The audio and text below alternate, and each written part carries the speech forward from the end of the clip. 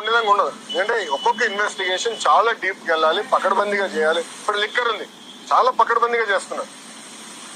ఎవరెవరికి ఎప్పుడెప్పుడు ఎంత డబ్బులు ఎవరి చేతుల నుంచి మారినాయి మొత్తం వివరాలన్నీ సేకరించాం. సో ఇన్వెస్టిగేషన్ చాలా వేగవంతంగా జరుగుతుంది. ఒక్కొక్కటి చేయని అన్ని ఒకేసారి చేసేది కెపాసిటీ మటుకు ప్రభుత్వానికి ఉండదు.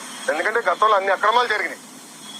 నేను కూడా దీని మీద చాలా స్పష్టంగా దావత్ పర్యటనలో ఏపీ తీసుకురాలేదని చెప్పి మంత్రి అమర్ లాంటి వాళ్ళు మాట్లాడి ప్రశ్నిస్తున్నారు. ఏం చెప్తారు?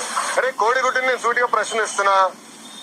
మీరు మంత్రిగా ఉన్నప్పుడు మీరు ఏం తీసుకొచ్చారు ఆంధ్రాకి? ఏం తీసుకొచ్చారు చెప్పండి. ఇప్పుడు మేము నాకు ఇప్పుడే థ్యాంక్ యూ అన్న.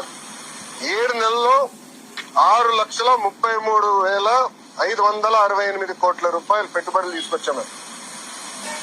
4,10,125 మందికి ఉద్యోగాలు కల్పించే పరిశ్రమలు ఆంధ్ర రాష్ట్రానికి ఎన్డీఏ ప్రభుత్వం తీసుకొచ్చింది.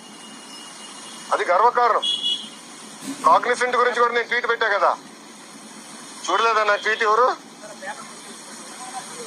మీకు ఇచ్చిందే, మన ఇచ్చిందే. సాక్షి అడిగినా, సాక్షి